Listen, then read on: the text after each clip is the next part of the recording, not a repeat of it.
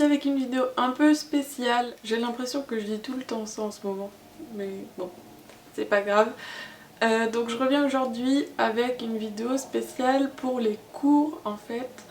Et aujourd'hui on va parler de comment faire des fiches, notamment des fiches qui soient les plus efficaces possibles. Depuis cette année en fait j'ai commencé à en faire un peu plus régulièrement que les autres années et en fait j'ai réussi à trouver une petite technique en fait, enfin plusieurs petites techniques combinées qui font que je trouve que mes fiches sont relativement efficaces et donc je vais vous expliquer comment je fais. On va commencer tout de suite avec pourquoi faire des fiches. Les fiches, moi personnellement ça me sert parce que j'ai une mémoire écrite en fait et je retiens en écrivant et en lisant en même temps. Donc du coup, les fiches c'est vraiment ce qu'il y a de mieux. Donc après les fiches ne sont pas utiles pour tout le monde, par exemple des personnes qui ont une mémoire soit auditive ou soit visuelle, ça ne leur servira pas forcément. Mais pour tous ceux qui sont comme moi et qui ont une mémoire écrite, je vous conseille d'en faire et je vais vous expliquer tout de suite comment je fais. Pour commencer, je vais vous parler de la forme parce que c'est cette année justement que j'ai eu une petite révolution par rapport à ça. Donc avant, je les faisais comme un peu tout le monde je pense, sur des fiches Bristol ou encore sur des feuilles comme ça pliées en deux. Et en fait je me rendais compte qu'à chaque fois je voulais réviser un chapitre et je l'avais oublié ou perdu, je savais plus où est-ce qu'il était passé et ça m'énervait beaucoup. Jusqu'au jour où j'ai découvert comment une copine faisait.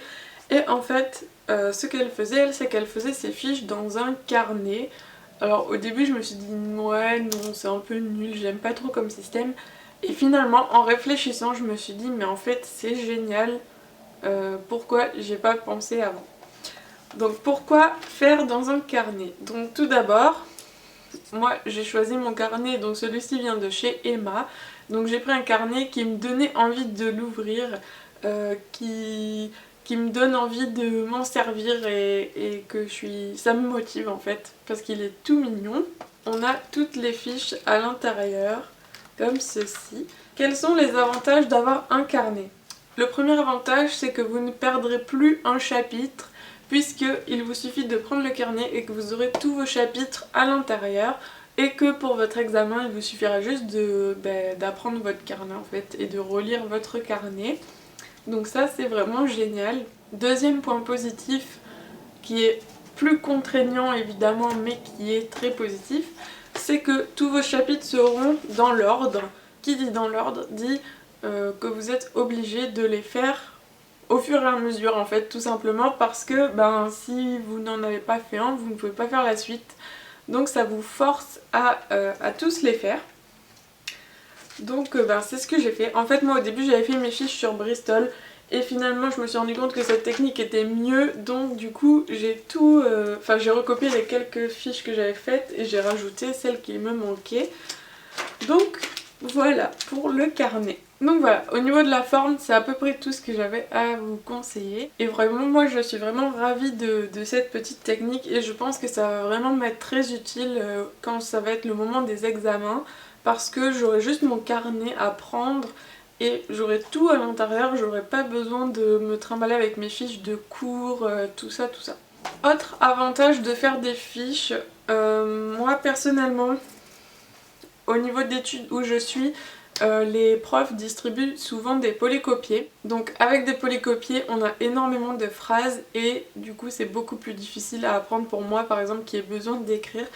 Donc c'est une bonne option d'opter pour les fiches. Mis à part les polycopiés, nos profs, donc moi j'ai des cours de droit par exemple, de droit fiscal, de droit social, de droit des sociétés, même le management aussi je m'en sers. En fait je me sers des fiches pour toutes les matières un peu littéraires entre guillemets où il faut quand même apprendre un peu par cœur. Et j'ai des cours, les chapitres en général font la plupart du temps maintenant une vingtaine de pages. Moi une vingtaine de pages j'ai du mal à l'ingurgiter sincèrement parce que je me noie dans les phrases en fait et du coup j'arrive pas à retenir les idées clés, tandis que mes fiches sont conçues avec seulement les idées clés en fait. Mais on va en parler un peu après. dans comment construire sa fiche. On arrive à la partie comment mettre en forme sa fiche. Donc, je vais vous montrer un exemple, hein, ça sera aussi simple. Donc tout d'abord, en haut, j'écris mon titre de mon chapitre et je trace un trait bleu, comme ça, du premier coup d'œil, je vois où sont les débuts de mes chapitres. J'ai un code couleur au niveau des grands titres. Donc par exemple, chez moi, je sais que le violet, c'est tous les grands titres, donc la partie, la section, tous ces genres de choses. Le niveau en dessous, c'est rose et le niveau en dessous encore, c'est orange. Donc en fait, je me fais un code couleur et toutes mes fiches de toutes mes matières sont construites de cette façon, comme ça. Du premier coup d'œil, je sais où j'en suis dans mon chapitre, j'arrive à me repérer. Ensuite, je fais mes fiches sous forme de liste. En fait, je n'écris aucune phrase, à part si c'est des phrases, des citations ou des choses comme ça, mais aucune phrase n'est écrite. Généralement, il n'y a pas de verbe, ou alors très rarement si j'ai pas vraiment le choix et que je peux pas faire autrement. Mais vraiment, ce sont les mots-clés et le minimum de mots possible. Ensuite, par rapport à ce système de liste, en fait, ce que j'utilise souvent, donc ce sont soit des listes, s'il y a par exemple 5 types de contrats par exemple, et ben, je vais mettre une liste des 5 types de contrats. J'utilise aussi le système de l'étoile, bon je sais pas si vous comprendrez ce que je veux dire. Ici par exemple on a un mot qui donne 4 idées et donc je fais le système de l'étoile. J'utilise également pas mal de petits tableaux comme ceci là, je sais pas si vous verrez. Donc voilà, quand il y a plusieurs idées qui sont un peu croisées, c'est pas mal. J'utilise également des schémas dès que je peux parce que moi j'ai une mémoire aussi un peu visuelle au niveau des dessins. Donc du coup, dès que j'ai l'occasion, je fais un schéma. Donc par exemple, ici, comme ceci. Donc après ça peut être des schémas de toutes les formes, hein. Ça peut être de la SVT, ça peut être tout ce qu'on veut. Et voilà. Donc voilà pour comment je construis ma fiche. Et avec tout ça, ben, j'arrive à réduire au maximum. Donc par exemple ici, généralement j'arrive à faire des fiches qui font 3-4 pages donc, de mon petit carnet maximum.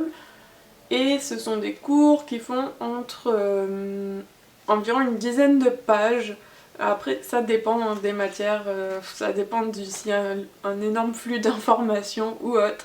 Mais généralement si vous êtes par exemple au lycée, ou peut-être même en BTS, vos fiches ne devraient pas faire plus de 2 ou 3 pages grand maximum normalement. Il n'y a pas besoin que ça fasse plus que ça. Si vous arrivez à bien synthétiser et à bien garder que ce qui est le plus important, alors ça suffit largement. Ainsi, d'un seul coup d'œil, en fait, vous saurez retrouver les informations que vous cherchez. Si vous avez un petit trou de mémoire par exemple, il vous suffit de retrouver le chapitre et de retrouver l'endroit où c'est indiqué. Et ensuite, en fait, en apprenant comme ça, je me rends compte que quand on lit le titre de la partie par exemple, on sait à peu près ce qui doit aller dedans. Un dernier petit conseil au niveau de la mise en page, donc c'est le surlignage. Je sais pas si on dit comme ça, mais c'est pas grave. Je vais prendre cette page comme exemple et donc vous pouvez voir qu'il y a pas mal de couleurs. Donc en fait, je me suis attribué un code couleur qui fait que dans, pareil, toutes mes matières, je sais exactement que cette couleur c'est ça, cette couleur ça veut dire ça. Donc je vais vous expliquer comment je fais ça. Donc chez moi, le bleu, donc comme ça, comme ça, comme ça veut dire que ce sont des mots qui sont définis. Donc en fait ça veut dire que juste en dessous ou à côté il y a une définition du mot. Ou alors ce sont vraiment les mots, mais alors les mots clés mais hyper importants. Le rose, c'est ce qui est vraiment très important. Donc c'est vraiment l'essentiel à connaître, c'est obligatoire de le connaître, on peut pas passer à côté. Et le jaune c'est un tout petit peu moins important, mais c'est important quand même. Voilà. Et puis ben, le reste c'est un peu plus du détail, mais bon évidemment il faut le connaître quand même. Mais voilà, du coup c'est vraiment les choses où il faut mettre le focus dessus. Et j'ai un autre code couleur que là je n'ai pas là, mais c'est le orange. Et le orange je m'en sers par exemple pour surligner tous les noms d'auteurs. Donc par exemple moi c'est en management notamment. Donc tous les auteurs de management ou les économistes et tout ça, tous les noms en fait je les surligne en orange, comme ça du premier coup d'œil je vois quel quel argument en fait, quelle partie va avec quel auteur et ça m'aide à les retenir au fur et à mesure. Après évidemment, libre à vous d'utiliser les couleurs de votre choix et de ne pas faire exactement comme je vous ai dit ici. Maintenant je vous décris évidemment ma technique et pour moi ça fonctionne vraiment. Donc je trouvais ça vraiment bien de vous le partager. Enfin je vais passer à la partie notes, prise de notes. Parce que j'utilise également pas mal d'abréviations que j'ai appris tout au long de ma scolarité en fait. Et j'en utilise pas tant que ça au final et j'en invente aussi au fur et à mesure. Mais il y en a quelques-unes qui sont pas mal à connaître et que je vais vous partager tout de suite. Donc tout d'abord on a les symboles qui signifient quelque chose. Je vais vous les mettre par ici parce que je pense que sinon ça va être compliqué d'expliquer à quoi ils ressemblent. Donc on a tout d'abord l'espèce de demi-carré. Donc ce demi-carré ça signifie non, ou en fait ça représente la négation. Par exemple si je mets ce demi-carré devant le mot obligatoire, par exemple quand je lirai ça fera non obligatoire. Par exemple, mais bon après c'est un peu débile parce que ça on peut le remplacer par facultatif. Mais voilà, c'était juste pour vous donner un exemple. Ensuite on a le signe néant. Donc le 0 barré, donc ça c'est un peu pareil, en fait je l'utilise un peu en termes de négation aussi, même si ça peut vouloir aussi signifier rien du tout. Donc par exemple si j'ai une liste où j'ai des éléments et que ces éléments produisent un effet, donc je vais mettre mes effets et à celui qui ne produit aucun effet je mettrai néant. Par exemple. Ensuite on a le signe différent, donc ça vous connaissez, c'est le égal barré. Quand je mets deux opposés en fait, je me sers de ce signe là. Ensuite on a la petite vague qui signifie à peu près, mais ça je pense que vous connaissez si vous êtes au lycée. Enfin on a les signes supérieurs et inférieurs, bon ça c'est un peu classique je dirais. Ensuite j'utilise aussi les petites flèches, donc les flèches, la flèche qui monte, la flèche qui descend. Donc la flèche qui monte c'est augmente et tous ces synonymes, et la flèche qui descend c'est descend, diminue, se réduit, etc. Et voilà pour tout ce qui est des signes. Ensuite au cours de ma scolarité j'ai appris quelques abréviations aussi, mais alors ces abréviations là elles servent que dans mon domaine à moi, donc comptabilité, gestion. Et dans d'autres domaines certainement aussi, mais du coup si vous êtes par exemple en scientifique ou autre, ça ne marchera pas forcément.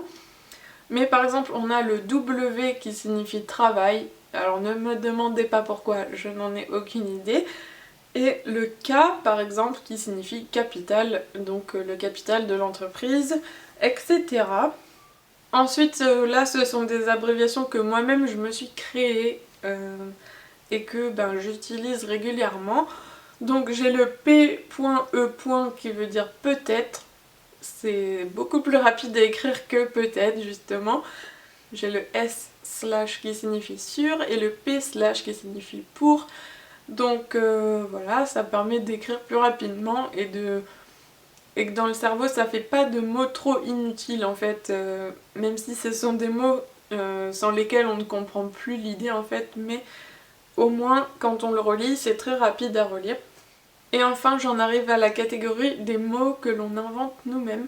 Donc par exemple, évidemment moi toujours dans mon cas, j'utilise beaucoup de termes en rapport avec l'entreprise, les salariés, etc. Donc du coup je me suis créé des abréviations par rapport à ces mots clés qu'on utilise vraiment tout le temps et que je vais pas m'amuser à réécrire à chaque fois. Donc après à vous d'inventer, de créer vos mots-clés par rapport à vos abréviations clés plutôt, par rapport à vos mots-clés, puisque ce sont des mots qui reviennent tout le temps dans vos fiches. Donc après à vous de voir. Par exemple j'utilise SAL pour salarié ou en fonction des circonstances ça veut dire soit salarié ou soit salaire, ça dépend, mais après si c'est un peu flou du coup j'écris en entier. ENT pour moi ça veut dire entreprise, puisque j'écris tout le temps le mot entreprise, donc c'est très utile d'avoir une abréviation pour ça. Et ensuite pour vous donner des exemples, EXO ça veut dire exercice, EX c'est exemple, hein, ça je pense que tout le monde connaît. PDT pour moi ça veut dire produit. Voilà, enfin c'est vraiment plein de petites abréviations comme ça qui sont vraiment très utiles pour faire ces fiches. Voilà, cette vidéo est maintenant terminée. J'espère qu'elle vous aura plu. J'espère aussi que ça pourra vous être utile. Dites-moi si vous avez aussi des petites astuces comme ça ou si mes astuces vous ont été utiles. Je vous fais plein de gros bisous et à très vite dans ma prochaine vidéo. Bye bye tout le monde!